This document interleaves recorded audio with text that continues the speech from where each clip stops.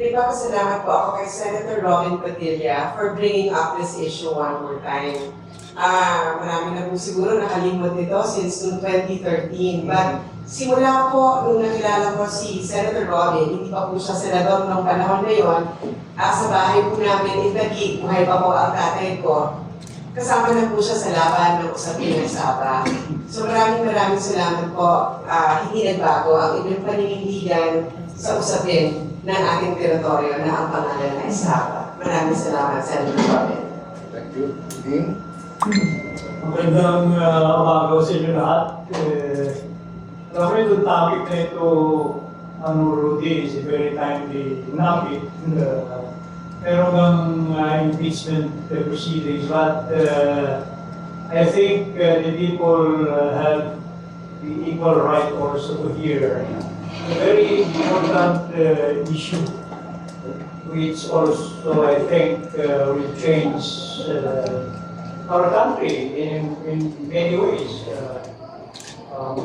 mostly to restore our honor, because I think Saba is a symbol of another country prevailing over us, and we have not done anything since. So I think if we restore it, and the princess is thanking Senator Padilla, I join her in her gratitude. And the Filipino people must express their gratitude. And our gratitude to Rudy. And to Wilson. And also to Wilson, because he allowed this forum to continue. You know, I think the basic question is, may pag-aas pa ba na makuha natin ng Saba? Gusto ba ng ating bayan? Gusto ba ng mga Malaysians? Ano ba ang kahalaga ng Saba? Why is Saba so important? Can you tell us why in terms of economy and military strategy? Noong 2015, when was the election during PPP-9? When he ran, or Duterte when he ran, 2016. So for the 2016 election, we need to campaign for 2015. So at that time po, Vice President Binay, Judge Omar Binay, asked me to join him in his state, not to run for the Senate, not actually to win and be a senator, but for me to be able to campaign on Saba issue in the entire Philippines. Nakita ko po doon sa kampanya natin based on my personal experience, kung gaano kahalaga ang issue ng Saba sa mga Pilipino. Pag bumaba po kami sa isang lugar, wala akong may kilala sa akin. Pero pagkatapos ko na kong magsalita sa entablado, dala-dala ang usapin ng Saba, kung gaano ito ka-importante para sa mga Pilipino, kung ano ang maibibigay ng Saba para sa mga Pilipino. Pagbaba ko po, ang joke po na ginagawa ko nun, para na rin po akong Alma Moreno, kasi kasama po namin sa state si mga Alma Moreno, artista po, no? So pag bumaba siya sa kotse pa lang, pinagkakaguluhan na siya. But after after delivering my message to the Filipino people and bringing this advocacy in front of them, pagbaba ko po, para na rin po akong artista, na nakakakita po ng pag-asa ang ating mga kababayan na pwede pala, na ang Saba pala sa 100 million na Filipino with the earnings ng Saba sa langis at sa iba pang mga natural resources, kaya po niya pakainin ang bawat Pilipino o bigyan ng isang sakong bigas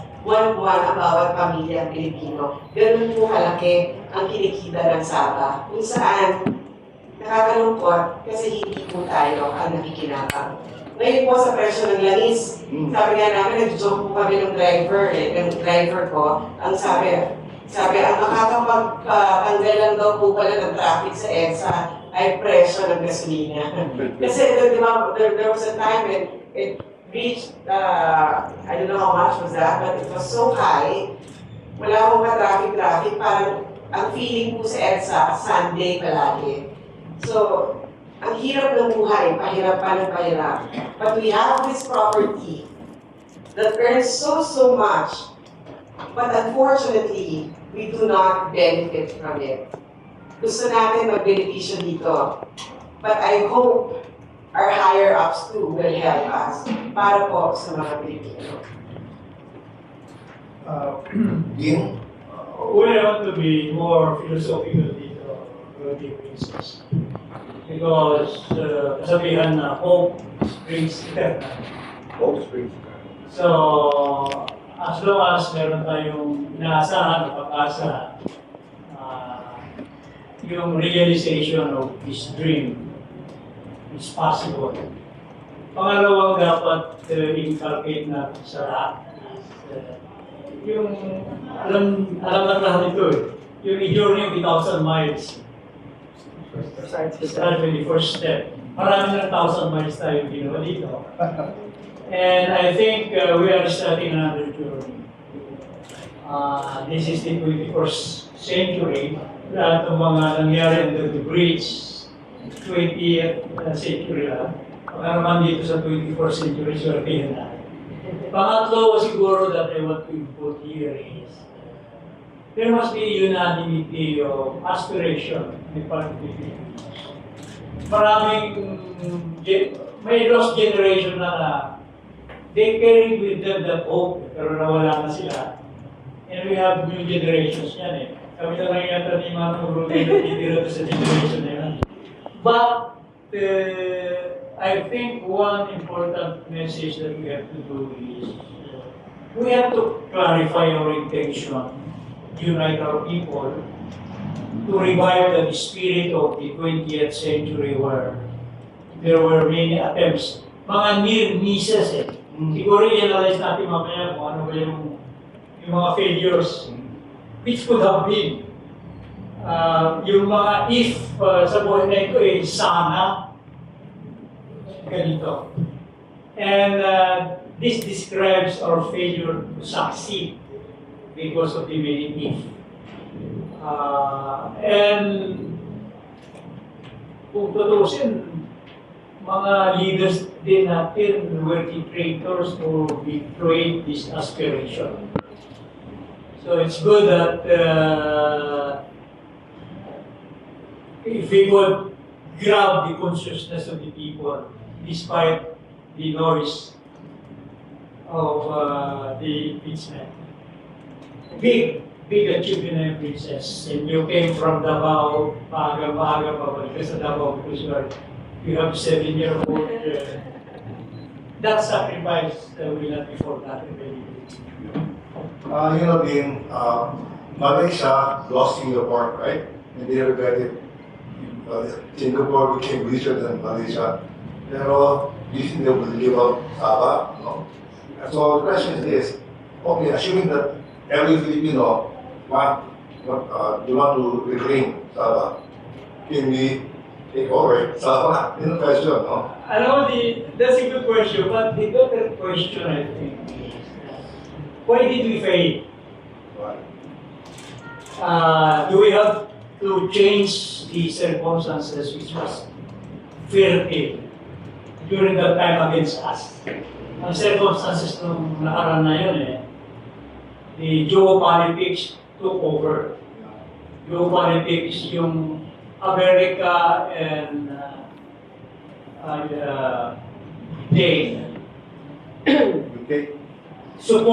America supported Great Britain because during that time, ang problem ng Britain was, the problem in this area was how to unite, how to put up the state of Malaysia. And force of circumstances din kung bakit nagkaroon ng Malaysia at Singapore. Because at first, sinasama yung Singapore sa Malaya. Ayaw ng Malaya, nagsama ng Singapore. Na mas malapit sa kanila, yet gusto nila yung Sabah. So, tignan nyo yung why. Because may langis may langis So, and sino yung merchants of oil? Top merchants of oil. retaining. So it was more because of that oil there that Malaya, nakita nila yung need to ally with Britain, and then Britain naman kinausap ang US.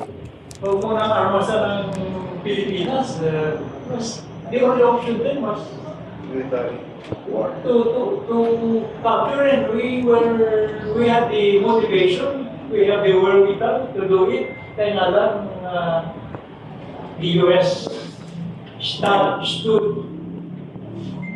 stood. And noong panahon na yun, maraming problema rin tayo where the communists were at the doors of Manila. So, our government has to rely on the US. Ang US naman, di ko advantage na.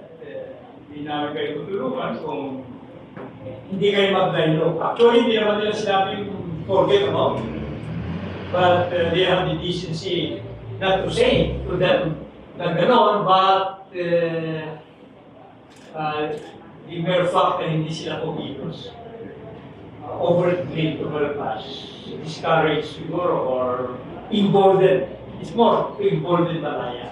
You mentioned that there were mistakes, no? But the question is, can we correct the mistakes or is it too late? Number two, we all know that the West Philippine Sea is another issue and the international community supports our claim.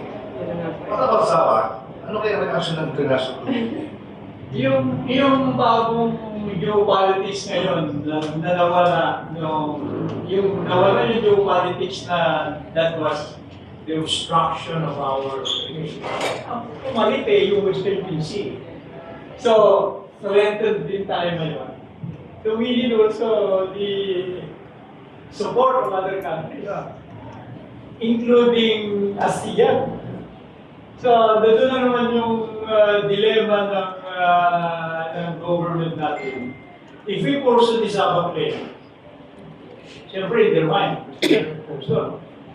but it will break the support of ASEAN. Sa atin, baka yung iba dyan, sasama pa sa China. And the West Philippine Sea is bigger or as big as Sabah. Yung Sabah kasi yung mga taong Pilipino doon eh. Kaya you cannot put a price tag to that one or princess.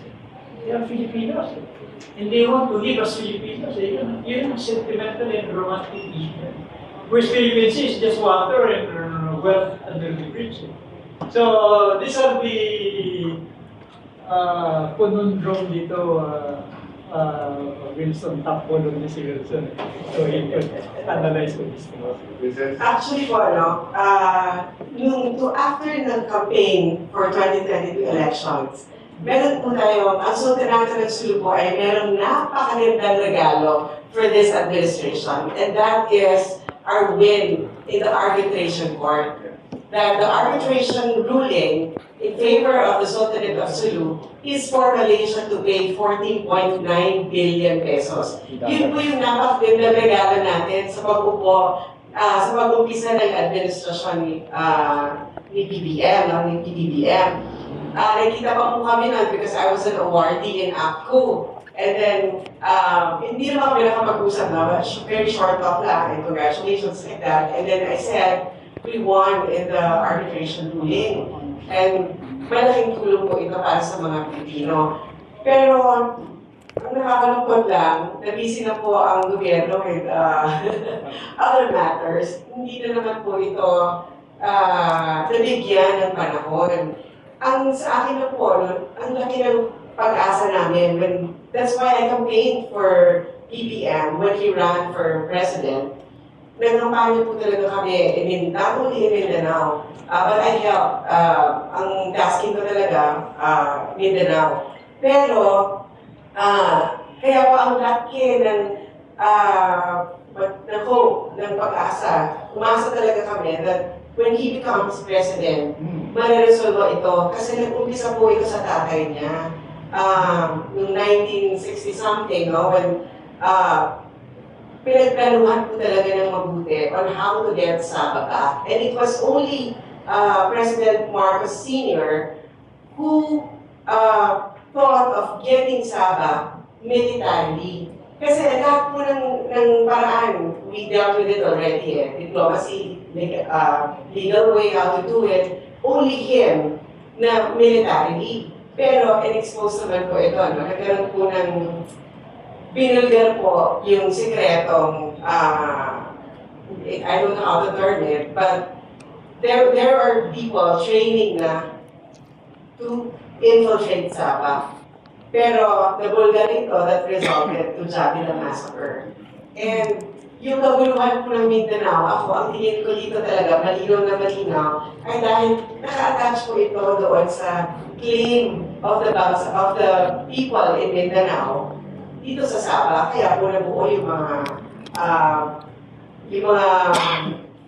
groups in Mindanao. And nakakalungkot, kahit ano pa pong ginawa natin for Mindanao, nagkaroon tayo ng ARMM before, ngayon BARM naman, wala pa rin po. And this issue on Sabah is not on the table in the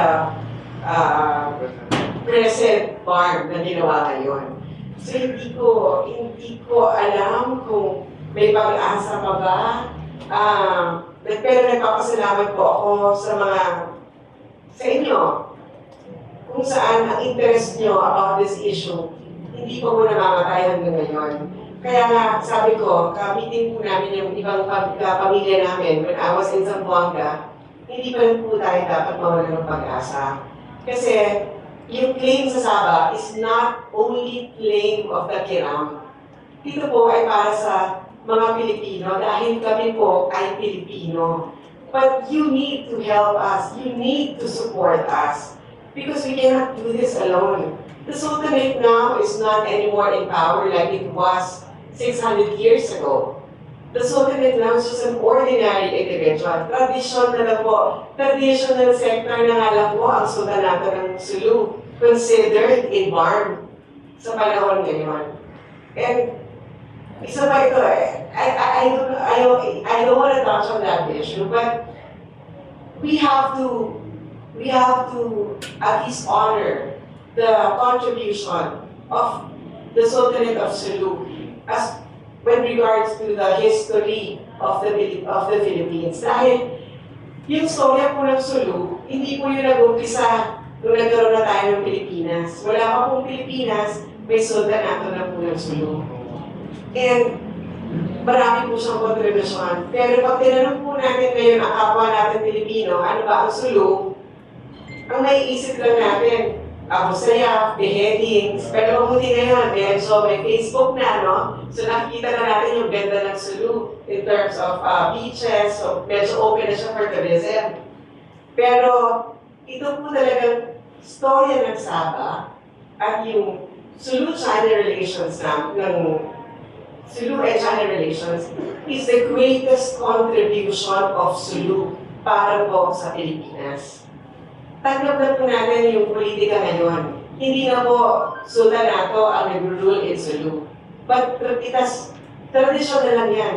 Historia, as parte ng historia, we have to recognize, we have to acknowledge. Katulad po ng mga kapitbahay natin sa Southeast Asia, Thailand, Indonesia, they still have their sultanates, but they now have their political government. Are you saying therefore, Jesus, na kung maging presidente, kung maging presidente si Sara, may pag-asa na i-repair natin ng Sara. It's impossible. Or at least you will make an effort, no, to claim. So in short, we do not, I think the message is, we will not withdraw our claim. Tama? We will continue to assert our rights to own Sabah. Okay, if you don't mind, then I would like to ask now the Just few significant things because I was thinking of telling this or not. Alam mo, nung may kaibigan ako na kilala yung nag-expose nung military plans. Sabi niya, alam mo, after na-expose niya, this is what I will verify. No? Parang tapos niya i-expose niya, punta agad sa Malaysia. Malaya yung tawag yan eh. I don't know why, but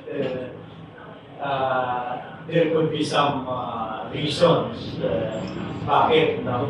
So that's one thing that it has to be researched. Pangalawa, yung panalo nyo sa Europe, hindi sayang yung princess eh. Because na-establish yung claim nyo. Ang issue lang doon yung authority ng arbiter. Na challenge nila yung authority since wala nang authority yung arbiter, therefore yung decision niya is not effective. Ngayon, yung statement about the president, sino mang presidente who will take over has the burden of history to push the claim. Hindi niya pwedeng iwanan niya. That will be the greatest betrayal of history kung bibitiwan ito. That's my point. Whoever will become president, it has to be an implied commitment. Kung hindi man niya may explain or articulate because of the geopolitics. But we assure you, Princess, na kung sino man ang magiging president, we claim, hindi bibitiwan niya. Okay, we try to call him. President, okay. Let's start with Marcos. He was the one who tried to take over the country. So the short wants to get Saba. Si Colin Aquino, ano posisyon niya? Si PGMA, si Estrada, anong posisyon nila? Or they didn't do anything? Cory Aquino? Yeah, please. During Cory Aquino's time po, that was, I learned this when I was doing my thesis in college.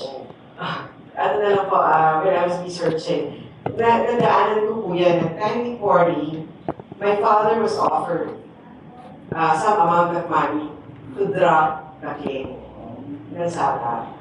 But, tsaka meron pang ginawa eh. Time din ata ni FDR. FDR is very close to my father. Ano po yan eh, parang po sila magkapatid, magka-tennis sila, ganyan. Pero nung general pa lang si FDR, ang palagi niya sinasabi, Dax, kunin na natin ang Saba. Ganon. That time po, dato pa lang dati ko, hindi pa po sultan. And then when he became president, nag-iba po lahat. Pero naiintindihan po natin kasi meron po tayong diplomatic relations. And Malaysia is Malaysia now, naman. Isang bansa na kailangan, iba yung treatment eh, bansa to bansa na siya na usapin. So naiintindihan natin yun, when FDR became president, kinausap din niya ang pamilya. But that time, my dad did not show up. So tumawag daw po sa bahay, ang hinanap mami ko. Tapos ang sabi daw po sa mami ko, kasi the family was there already, signed the dropping of the claim, but my dad didn't. Pero ang reason pala ng father ko is that Saba does not only belong to the Kiram.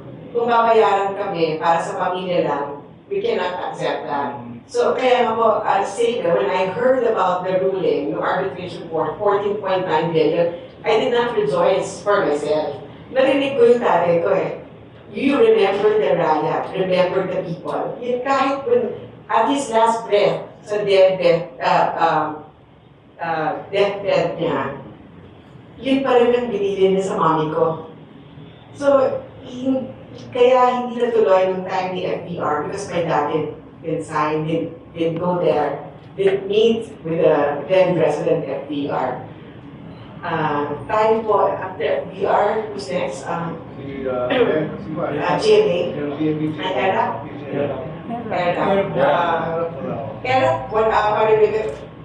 Hindi ko natouch yung issue ng Saba kasi nagkaroon ng all-out war in Mindanao. So maybe that's a tactic that time, no? Para hindi po pag-usapan ng Saba.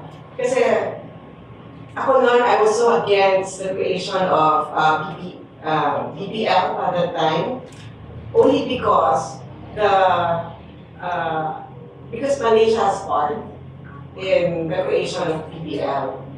Bago pa ito naging BARM ngayon, ang tinatawag na BARM ngayon. So parang ang sa akin lang, kung ito ay usapin pang kapayapaan at involve ang Malaysia, isa lang po yung pag-umpisahan natin. Ayusin po muna natin yung gusot natin dalawa, diba, ng Malaysia and the Philippines. So that alam natin na tutulong talaga sila sa usapin pang kapayapaan and not to not to make effort to forget about the issue that is really important sa mga Bangsamoro. May I say something? Because we are looking into what we did or what we did do. I had the rare opportunity to deal with Anwar Ibrahim. When he was out of power, kakulong siya, makaso siya. I was there. Kasama ko sa mga demonstration. Kasi yung military activist, pero I was there. Kasama kami doon sa last big demonstration na we are in the front. Sinabi lang niya sa akin punta ka na sa next mosque. Iwasan dyan na yung mga cavalry ng government. But during that time, I could sense na mahal niya ang Pilipinas Hindi nga kaibigan sa Iraq. Yes. And he's one of the experts in ASEAN about Jose Rizal. So kung mahal mo yung Jose Rizal and you're familiar, may soft spot ka for the Philippines. So why don't we exploit that? Shall we do it on the issue of sovereignty or shall we do it on the issue of proprietary? Siguro we cannot do it all at the same time, no? Kasi unti-unti lang because sovereignty, yan.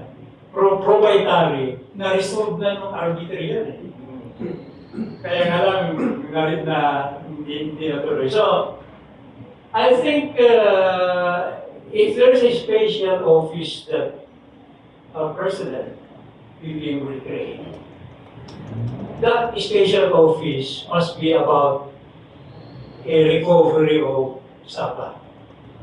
And I think there will be a chance of taking few steps forward. Hindi natin marirealize siguro, ako muna makaka-realize yan. But the Chinese thinks in terms of centuries. Long term. Long term So meron naman tayong dugong Chinese. We have the culture of China. We have to think in terms of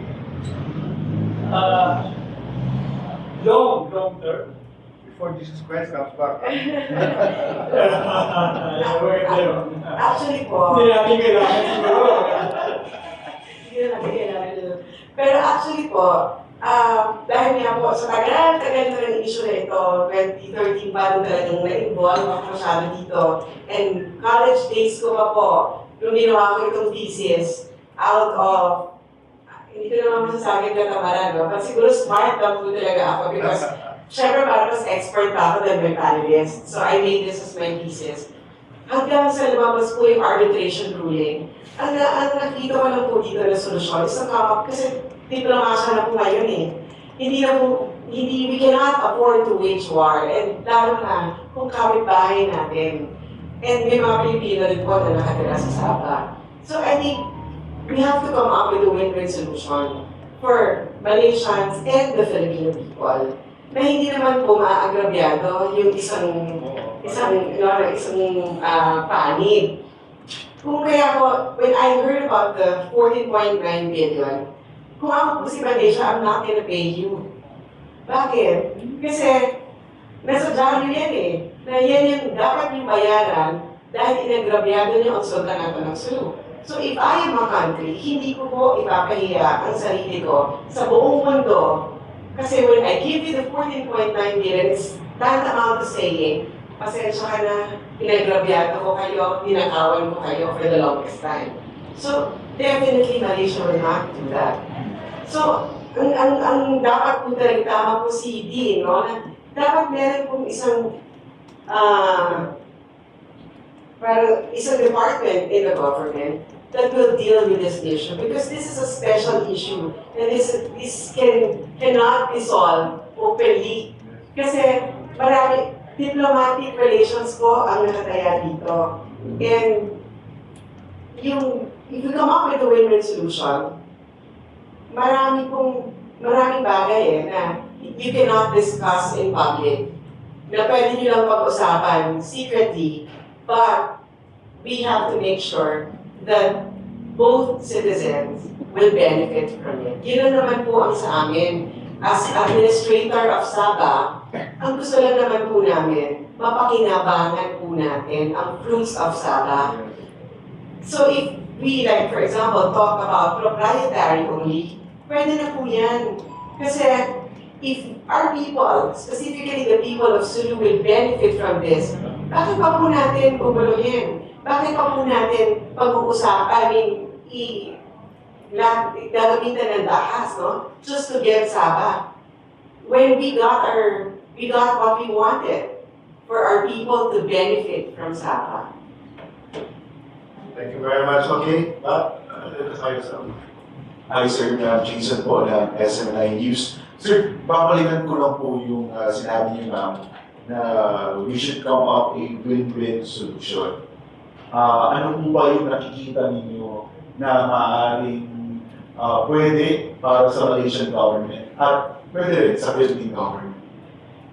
Malaysia naman kasi nagpakita na siya na he wants to help to resolve the conflict in Mindanao, di ba? So, umpisahan na natin dito. Why? Pero sasabihin na, huwag na tayo mag-suporta ng mga grupo in Mindanao, ng mga armed groups. Pwede ko tayo sabihin yun. Baka magkaroon tayo ng ano na At ang sa akin nila, economically, that Malaysia invests in Sulu, specifically in Sulu, so that the people of Sulu, magkaroon po sila ng trabaho within Sulu, madalang mapaaral nila ang mga anak nila, mapakain. Ang yaman ng Sulu in terms of pagkain, pero napaka-pobreng lugar pa rin ng Sulu. So I think, tumulong na lang si Malaysia in the development of Sulu. Sulu, Basilan, Tawi-Tawi. Yun lang naman yun eh. If we benefit from it, I mean, Malaysia will invest, they get profit from their investment, syempre. The people there will have jobs. Tapos, mag-royalty na lang sila sa administrator. Paano yun, pag-usapan na lang.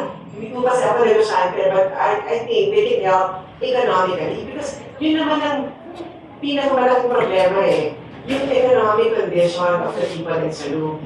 Hindi tayo handa sa usaping sovereignty. Of course, that is our territory. Ayaw natin mawala ang territory natin. Pero ayaw din natin makita na namamatay sa gutom ang mga tao natin.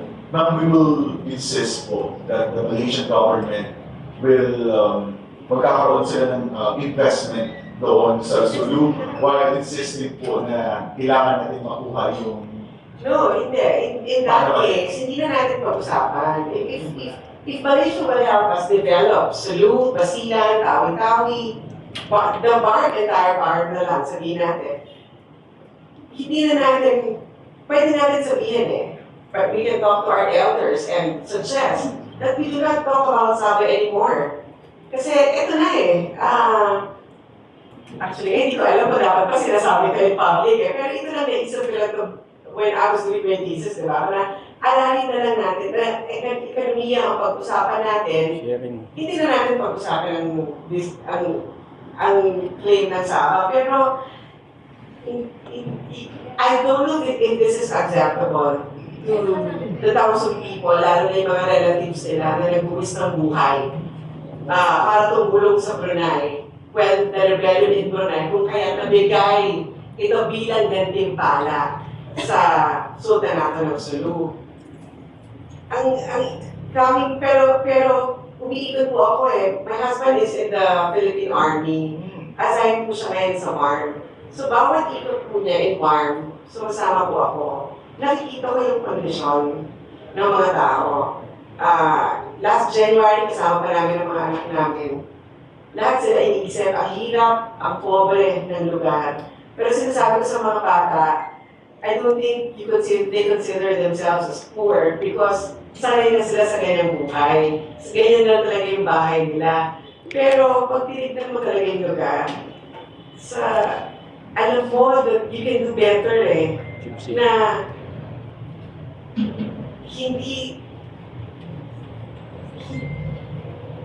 hindi siya dapat ganun lang.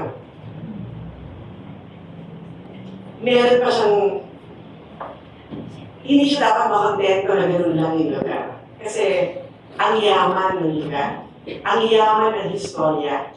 Pero ang nakakalungkot, hindi tayo ang nakikinabang. Nagtitiis po yung mga tao sa hirap.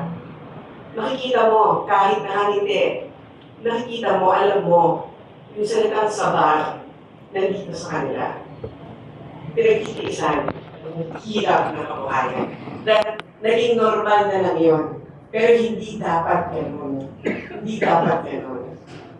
Ma'am, last question. Kasi kanina na-open yung suggestion ko natin na magkaroon sana ng office or ng department na tututok dito sa issue ng Saba. Paano po kaya natin yung gagawin? We're going to ask for a meeting with the President. Possible ba yan na isulong natin, push natin para makuha natin yung claims over Saba? Actually, that idea is not new. During the time of PGMA, nagkaroon na rin yan ng Saba, nakalimutan ko na kung anong office, but it was under the office of Norberto Gonzales. Hindi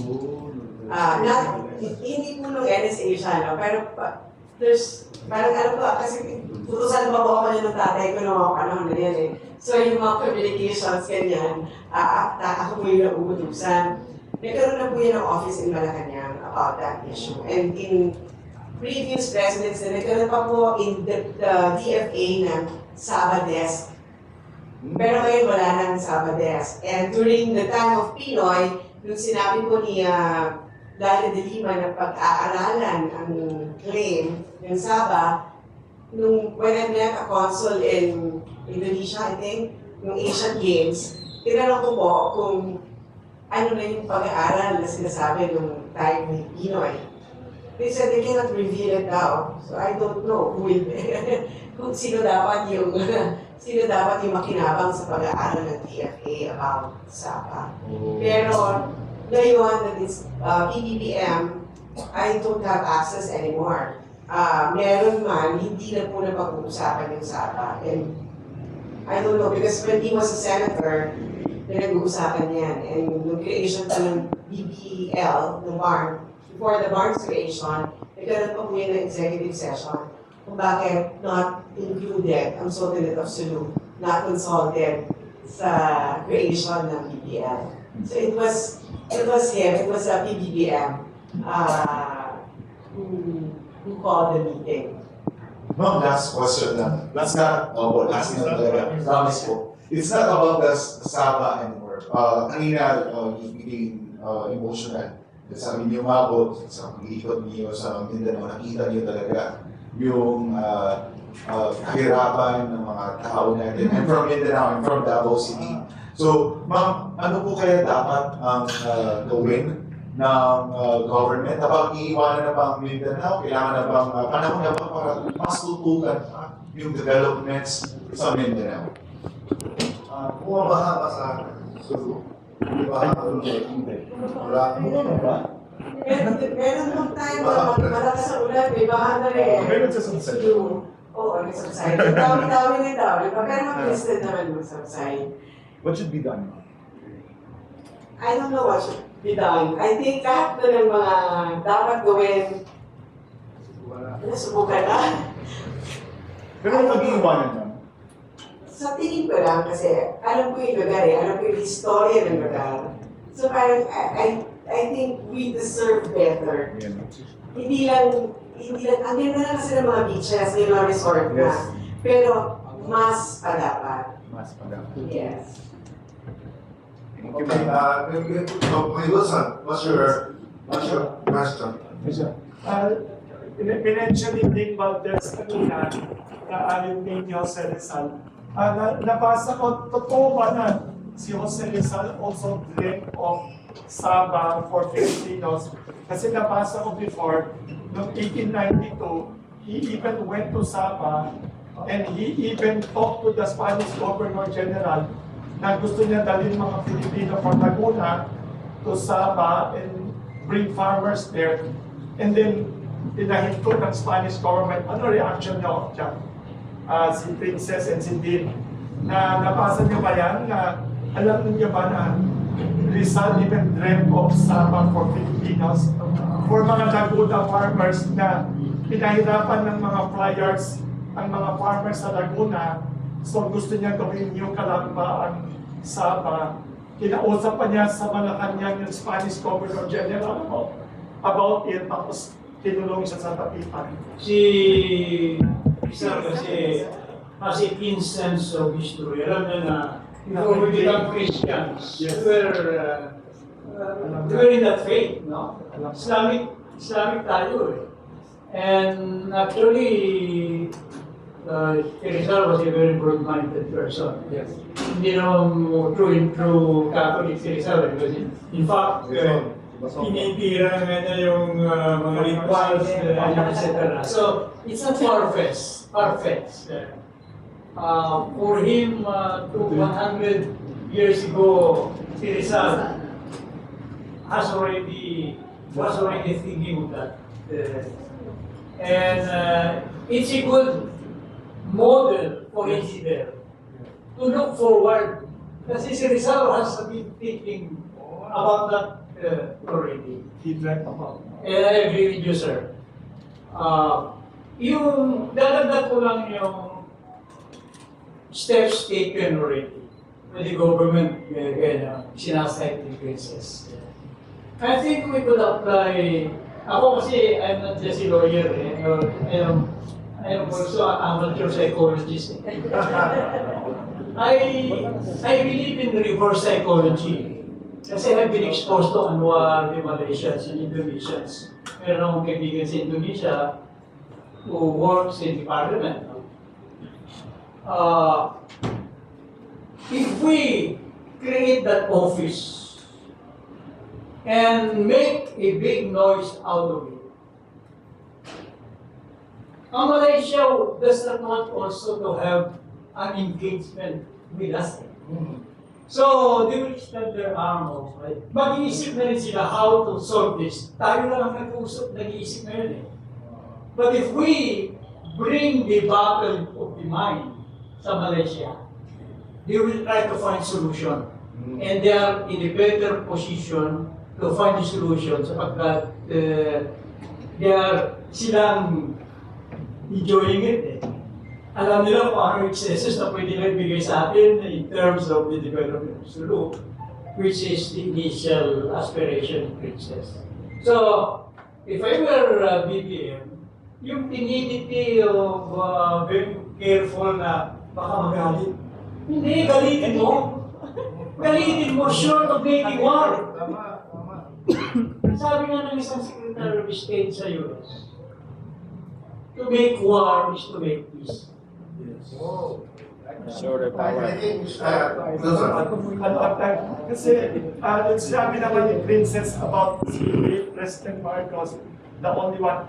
Naalala ko, a few years ago when this Kamuning Bakery was pinupuntahan ni Ambassador Teddy Boy Locsin. I want to ask if you know lang. Sabi niya dito sa breakfast niya, sabi niya he personally daw, in-invite daw ni President Marcos, tatay niya, and him, to go to Malacanang one time daw. When they went there daw, nandun daw ang head ng Indonesian Armed Forces daw, with him daw, with President Marcos. They were planning a joint invasion of Sabah daw kasi at that time daw, may claim din daw ang Indonesia to part of that island. Ang Pilipinas, Sabah, Indonesia is a claim. Sabi ni Teddy Boy Locsin, he was the son of a publisher of a famous magazine at tinawagan daw ni Marcos daw. Kaya tama sabi ni Princess, si President Marcos had that vision to correct the mistake and take over daw. Sabi ni Ambassador Teddy Boy Locsin. Have you heard that story? Ganito lang ni This is- Ambassador Teddy Boy Locsin. My first time po to hear that story. He personally daw went with his father daw to Malacanang and na-meet niya doon head ng military ng Indonesia in a command conference daw with Marcos daw. Wow. Sabi ni Teddy Boy Locsin. Here. Wow, ngayon ko lang po narinig yung You story ask niya. him, Ambassador to London. Wow. Tama si Princess. Saka si Deep. Malakas na lang, sige. Sige. Hi, good morning. I'm Gab from UP Diliman, interning for Standard. My question is directed to Attorney Valdez. From a legal standpoint, does the Philippine Constitution require the government to actively pursue SABA, knowing that the Philippines has historical and traditional claims to that? The Constitution does not prevent it. So what below does not prevent. Siguro, pwede gawin mo. But you have to do it with, you have to balance things. Because pursuing something need not be radical, especially in this kind of issue. But I do not see any, sabi kasi sa Constitution the state renounces the use of force as an instrument of public policy. But it does not say you cannot resort to other means. Effective means, short of force. What is the definition of force? So, yung force sa'yo might not be the force sa akin, di ba? So, you have to look for that small window of interpretation in order to achieve your goals. Don't let the letters of the law cripple you. You make the spirit of the law empower you. Alright, thank you. Follow-up question to it's allowed. Knowing Sabah is an important maritime trade route, how could the active pursuance of Sabah somehow affect our trade and relations with countries in Southeast Asia, especially Malaysia? Yes, both. Well, alam mo yung opportunity powers is always something to be decided. So, I think the private sector has to take initiative because they have the wherewithal. Lalo na yung mga taga-Sulu. Because powerhouse din yung Sulu, yung Tawi-Tawi powerhouse. I have a friend, sila king ng yung ano ba yun? This is the seaweeds. Seaweeds. Ang gagawin doon, which have many medicinal values. We could siguro start with something where it has the big possibility to be commercial not just in the region but all over the world. Ang ganda ng lugar na yan, ano? Nung una, sabi ko, siguro tinatakot tayo magpunta sa Tawi-Tawi because those who are lording it over in terms of business, ayaw nila ng competition coming from us. Yan ang naging impression ko. Nung makita ko na paradise pa na yung southern corridors. So siguro mga yung mga naka-in-place na doon, ayaw nila isang Rudy Corneo na magpunta doon. Baka yung triple over there. Alam niyo po, when you go to Tawi-Tawi, surprise kayo, yung mga produkto, hindi Philippine-made, Malaysian-made. Pero, they were brought in not legally. So, isa pa yan sa dapat na maresolba. Pero po, yung thinking naman ng mga taga-Sulu kasi sinabi ng mga island provinces, it's not, it shouldn't be called smuggling. Why? Because it comes from Sabah. Because Sabah is our territory. So if you consider that our territory and willing to allow your territory, it's not smuggling. Pero yun yan, sinasabi na natin ng iba na ang kadugtong na ng pangalan Sabah ay Malaysia. So, yeah. Para sa akin, Princess, we could step backward dyan. to follow your theory na we consider it as part. Kaya dapat walang ismatigan. Ilan lang naman percentage yan. If only to telegraph the fact na in the dynamics of trade, we are still considering Sabah as part. Kaya dapat yung mga service people sa dagat, maging Okay, maluwas. so last question, because I want to end. Yeah, go ahead. Totoo ba, Senate President Hopito